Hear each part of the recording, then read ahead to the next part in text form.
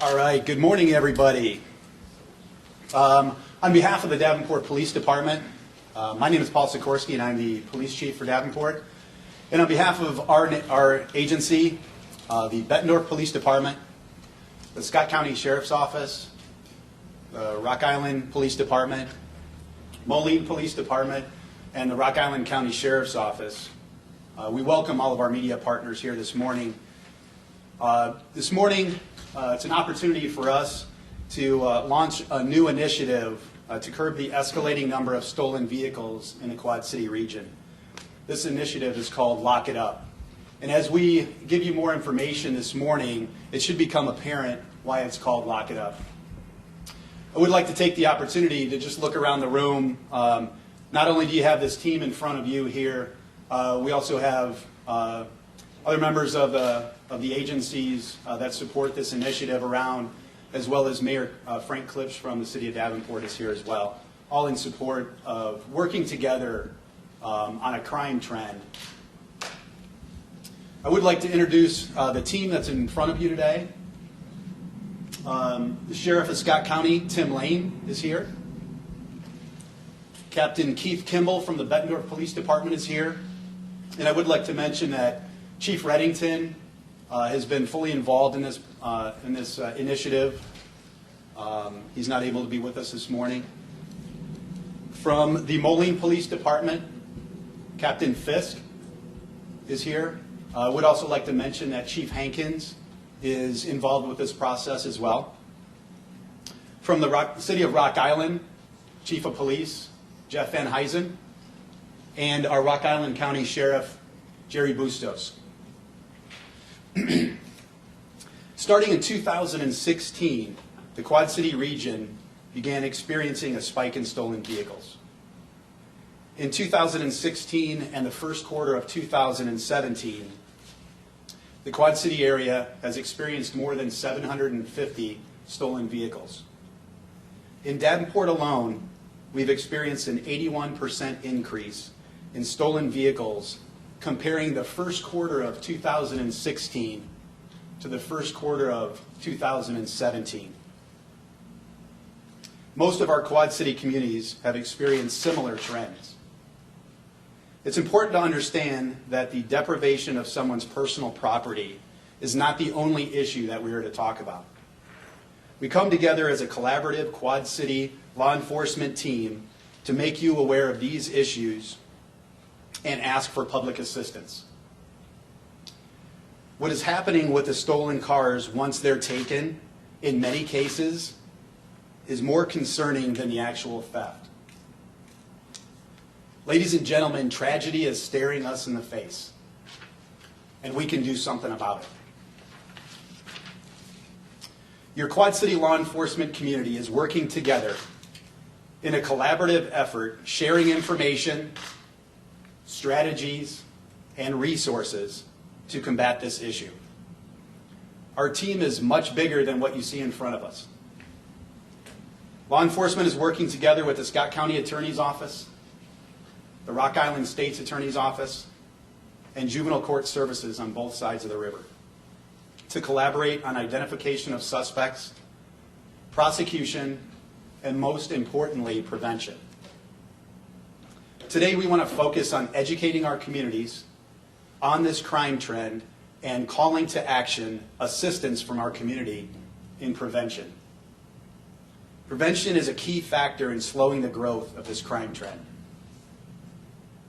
Some common themes that our collaborative group have found related to this crime trend are most stolen vehicles have been easy targets. Cars left running unattended, cars unlocked with keys in the car, whether they're in the ignition or hidden somewhere in the car. Vehicle thefts are occurring throughout our community, in all neighborhoods, convenience stores, gas stations, etc.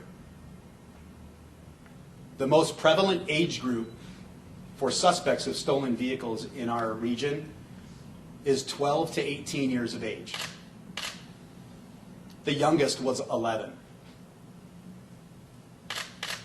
Once having possession of a stolen vehicle, suspects are driving recklessly, endangering our communities, committing thefts, committing burglaries, involved in shootings, committing hit-and-run crashes, fleeing from police, and much more. Once recovered by law enforcement, most stolen vehicles are found to have damage, some of them extensive damage. Your Quad City community law enforcement leaders are asking our media partners and our community for help. Together, we can make a difference and a huge impact on this crime trend. Please spread the word and lock it up. Lock up your cars. Tragedy is staring us in the face. To share some more perspective from the city of Rock Island's police chief, Jeff Van Huysen.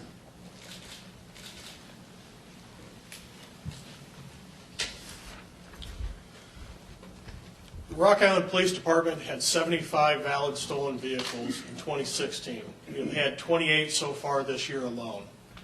That represents a 250% increase when comparing last year at this time to this year at this time. The increase in stolen vehicle trend started in July of 2016 in the cases where suspect information was learned. The majority involved were juveniles ranging in the age from 11 to 16. In almost all of our incidents, the keys were either left in an unlocked vehicle or the vehicles were left running unattended in driveways or parking lots of retail businesses while the driver was away from the car for a short period of time, sometimes only seconds. Oftentimes, these vehicles were stolen from residential neighborhoods where typically no crime is reported. Suspects would travel to the neighborhood, steal a car, leave a stolen car, and continue committing other crimes such as burglaries, thefts to vehicles, garages, and homes, or use the vehicles in getaways for shoplifting.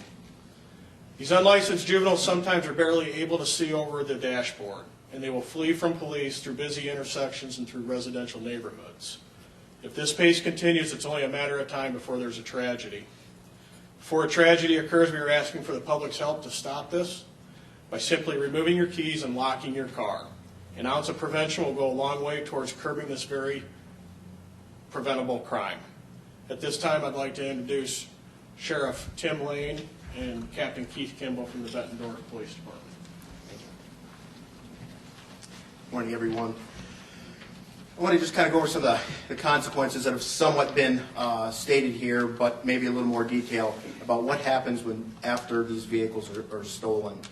What you got to remember is this age group we're dealing with, and once they get one of these vehicles, it's the mobility that they have. There's nowhere they can't go now, and this is why it affects us all in all our communities here in the Quad Cities, no matter where we live, because they go everywhere. Once they get a hold of these vehicles, many times they're using these same stolen vehicles to find other stolen vehicles where the keys aren't locked, or where the vehicles aren't locked up, the keys are left in the vehicle, or they're left running like at convenience stores or gas stations. So again, that's one of the things they're doing, is they're cruising around in these stolen vehicles looking for other opportunities to steal more vehicles. So it just kind of escalates. They go on using these vehicles to commit other vehicle burglaries in neighborhoods, which has been stated. They even in these cars that are being left unlocked, if they don't leave the keys in them, they're using garage door openers then to open up the garages to commit residential burglaries, whether it be entering the garage or actually going into maybe the first kitchen area, many times from walk-in doors from an interior garage door, stealing things from residences while they're home sleeping. They're used to chase each other around. As we know, they've been used in drive-by shootings and shootings. And even in Bettendorf, we've had 2 incidents where cars have been chasing each other, firing rounds off in broad daylight in the middle of the day with many innocent bystanders. No disregard for life.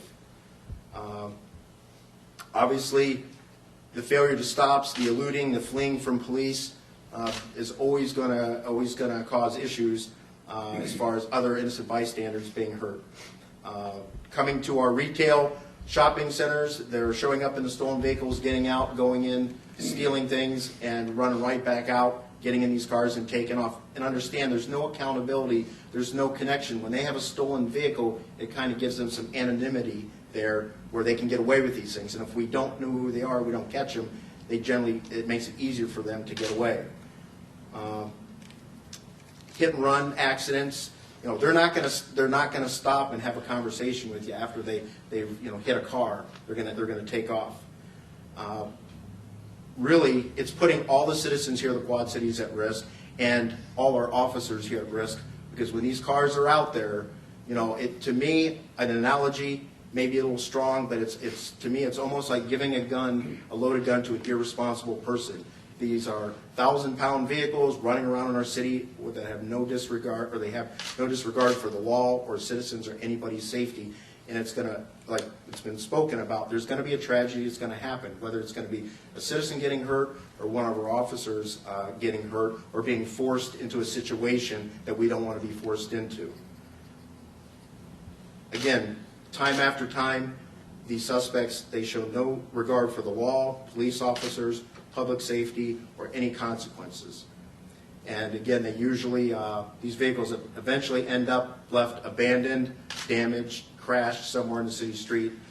So again, I can't beg and plead with you enough to, again, just lock up the vehicles, take the keys out of them, and it makes things a lot better for everybody. Sheriff Lane.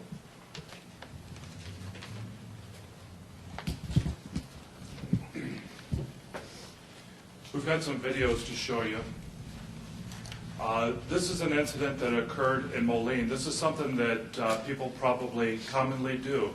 Probably all of us have done it at one time or another. You pull up to the gas pump, you get gas, you go inside to leave your car running. You can see a car pulls up. That's another stolen vehicle. And you can see how quickly this happens. Within just a few seconds, one individual climbs into that vehicle and it is gone, and here comes the owner. Probably believed he was not too far away from his car when it was running and this wouldn't happen. But this is one of the methods that we are seeing to take these vehicles. Here's another incident. This happened in Davenport. A group of juveniles pull up in a stolen vehicle. They ransack every vehicle in the neighborhood. Taking whatever they want. Most of these vehicles you can see are left unlocked. Fortunately, they probably didn't have any keys left in them, or they would have been taken too. And you can see the stolen vehicle is driving by right now.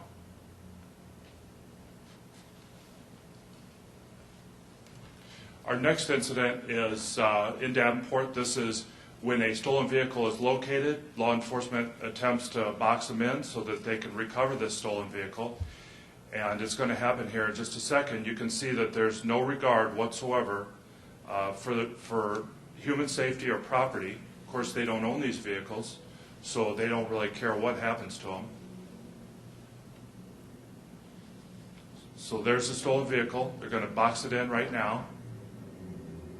And there it goes. And we're lucky that the officer wasn't hurt in this incident.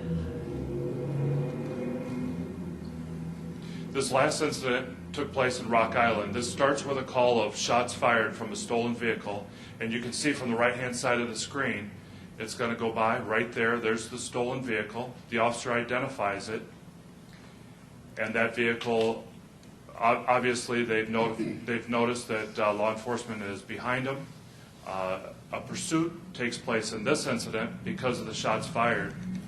You're going to see here that they have no regard for the fact that they're going at high speed past a school. There's pedestrians.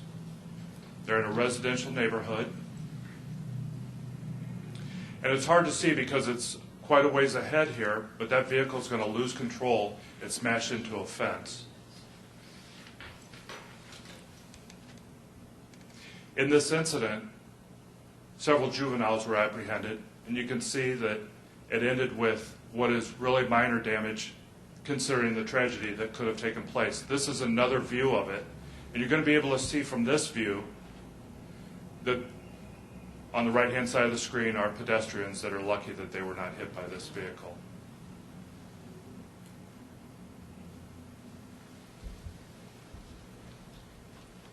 Now up on the screen we've got a collage of photographs. Now this is vehicles. This is just a small portion of the vehicles that have been recovered stolen from the Davenport PD just in the last couple of months. And you can see what's happening to them. A lot of them have damage. Over here we have one where they've taken out a utility pole. We've got one that has hit a tree. All of them have been smashed into something, and that is the reason why we say if something doesn't happen, we have an upcoming tragedy, because one of these vehicles being driven like this by an inexperienced driver is going to end up being a tragedy. Some innocent bystander likely is going to be hit. So with some tips, we have Captain Trevor Fisk from Bowling PD.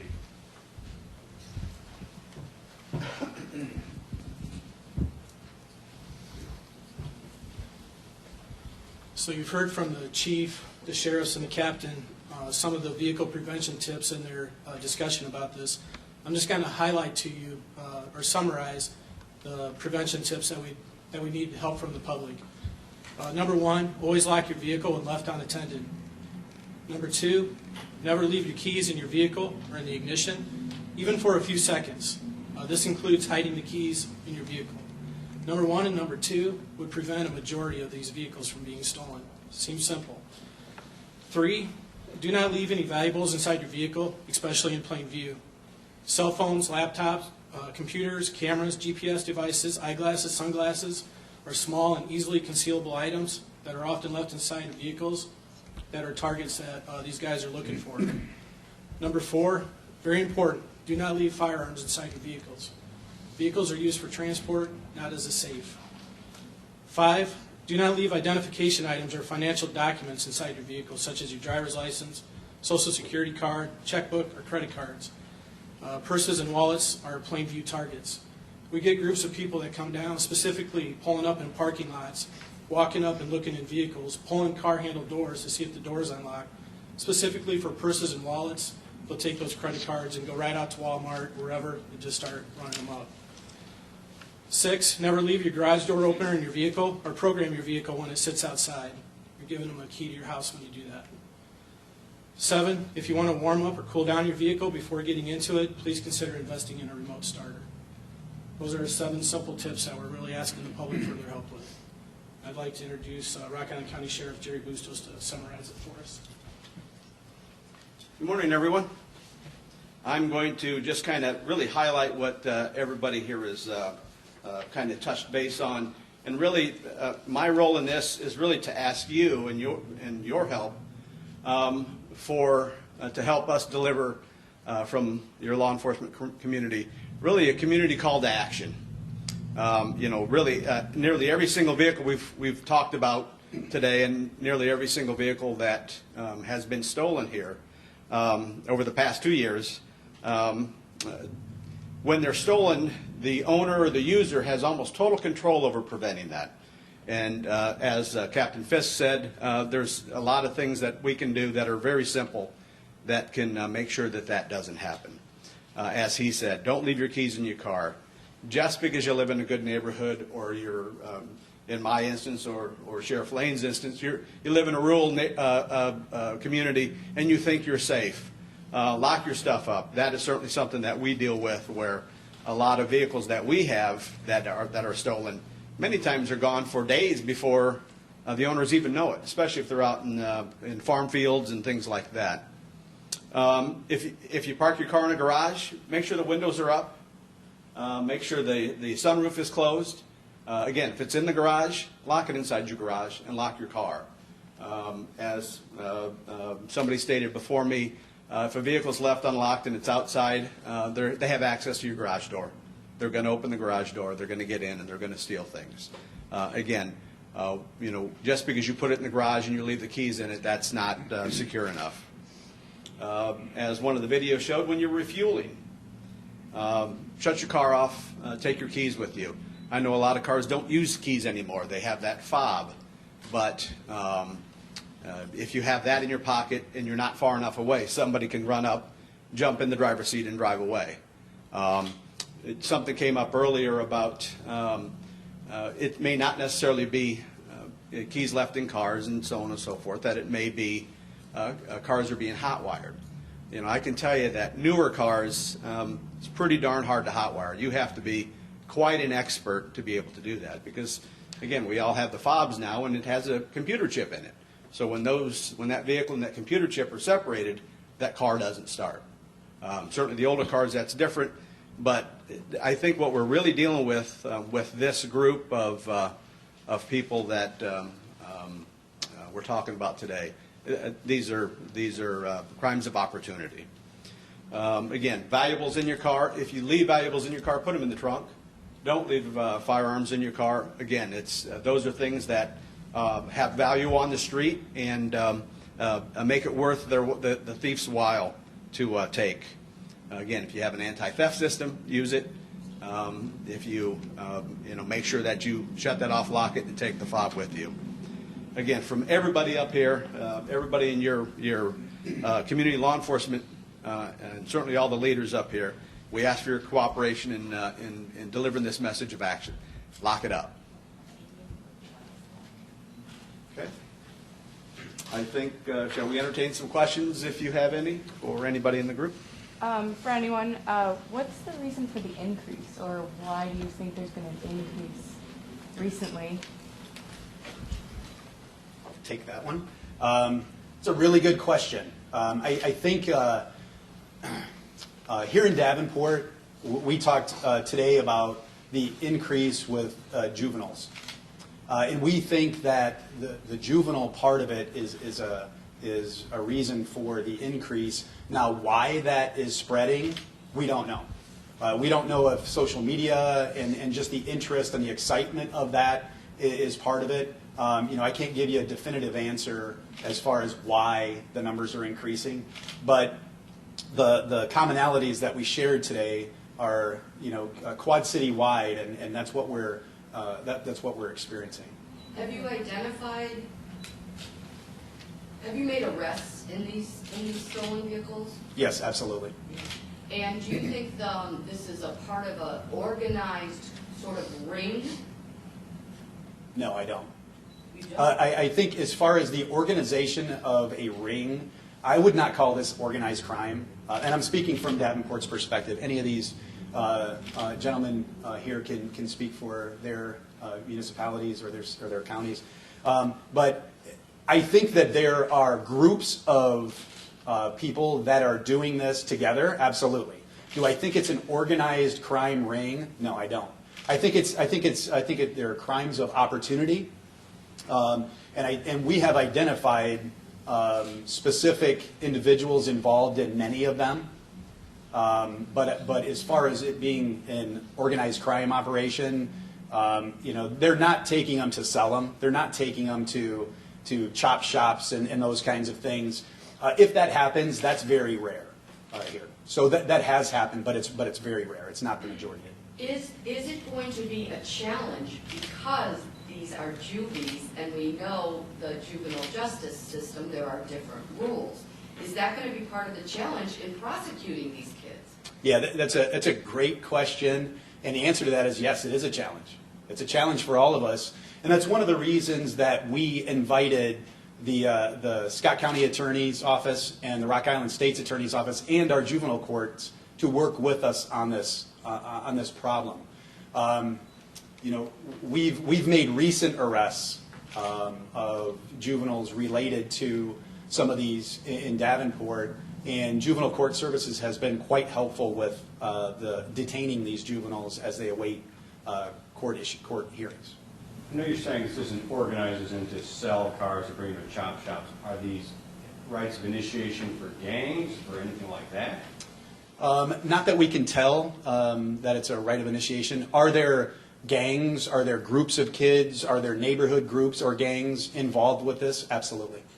You mentioned social media. I mean, are you seeing evidence on social media that something is prompting this, that these kids are either communicating or saying, hey, we're going to do this tonight, or they're seeing social media from outside the area, or this is something going on across the country? No, we haven't seen a lot of social media activity on this issue. Just knowing how big social media is, and especially with kids, I wouldn't be surprised if word isn't spreading that way about meeting at this location. We're going out and doing this. those kind of things. Any other questions for any of us? If I may just jump in real quick. Sheriff Bustos made, oh, sorry. To Sheriff Bustos' point about the newer technology with these key fobs, just understand that if that car is left running and you take the key fob and you walk away, as long as that car is still running, they can steal it and they can drive it as long as they want to until it either runs out of gas or they shut it off. Then it's not going to start up again. So I think sometimes people have this feeling of safety that if they've got that key fob in and they walk away, that somehow that car is going to deactivate and stop if it's driven away, and that's not the case. Now, I know there's technology out now with remote starters, that's different. Generally, remote, if you have a remote starter, you push your foot on the gas pedal or something, it usually will shut it off. But be familiar with I guess what I'm saying is be familiar with your car's technology and what it does, and don't assume that because you have the key fob in your pocket you can walk away, because we found some of these cars still running, left abandoned, and sometimes if nobody reports that, they'll go drive off with it again, and as long as they keep putting gas in it, they don't shut it off, it'll run as long, so just something to think about with the new technology. Thanks. Do you guys know cumulatively or collectively how many arrests have been made in these? Just a ballpark, Yeah, I guess the answer to that is no. Collectively, we haven't tallied. One of the things we are doing is we're sharing the information on known suspects, because they're not, they may steal a car in one city and take it elsewhere, and that's one of the things that we're all experiencing. We may have a car theft in Davenport, and they end up in Bettendorf doing a shoplifting, then they go to Moline and commit another crime, and Rock Island ends up catching them. So we're all in this together, and that's why we do need assistance from our prosecutors and from our juvenile court as well. Yeah, because you can arrest them, but they let them go, then what, Absolutely. Yeah. It's a challenge. Uh-huh. Are you guys using bait cars at all? Are you involving the state, the state authorities? As far as the strategies that we're using and the techniques we're using, I'd rather not comment on those kinds of things. Here's what I will tell you is that we're all working together and we're sharing information, sharing strategies and techniques and resources as well. Do you think these are local kids, or are we a target because we're such a trusting community? What we found is they're mostly local. We have had people from outside the Quad Cities involved in it, but again, that's a rarity. The trend is it's our local youth. I don't even see how they know how to drive. Well, they don't. They're learning. That's the problem. Yeah. Maybe in Driver's ed. Davenport specifically, is there a ballpark clearance rate of these cases, like 50% or 30%? Oh, I wish it was 50%. Yeah. I can tell you that in about a quarter of the cases, we either have known suspects or we've made arrests. In Davenport. In Davenport, yeah. Any other ballpark? That's probably pretty close for A us, quarter? too. Okay. Same for Bedford. I think one thing that also needs to be explained, that people may be under this false belief that if my vehicle is stolen, my insurance company is going to take care of the damages, or if the violator is apprehended, that I'm going to be able to get compensation through the court system. That may not be the case. The reality is your insurance company may look at it, if you're leaving your keys inside your car and you're leaving your vehicle unlocked and it's stolen, they may view it under a different light. Plus, you have juveniles involved here. What are you going to get in the way of compensation from a juvenile that crashes your car? You're going to get payments for the next 30 years of $10 a month or something. So I think people need to be aware that this can not only inconvenience them, but it can cost them down the road, and they may not get compensated. And something I think we need to highlight, again, if we're talking about juveniles, especially young people that haven't been in trouble a lot, the system is built to divert them away from being in trouble.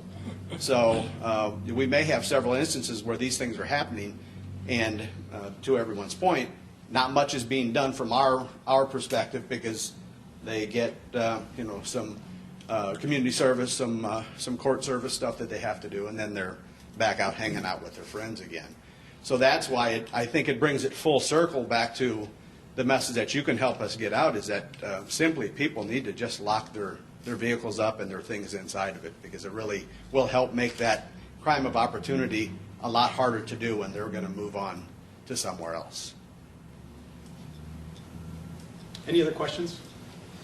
Okay, does everybody have is it something to take away with them, the releases? Okay, we'll get one more, or you got some there. The videos are up here, and if we don't have enough, we can make more for whoever wants to take one with them as well. Thank you all for coming. We appreciate it.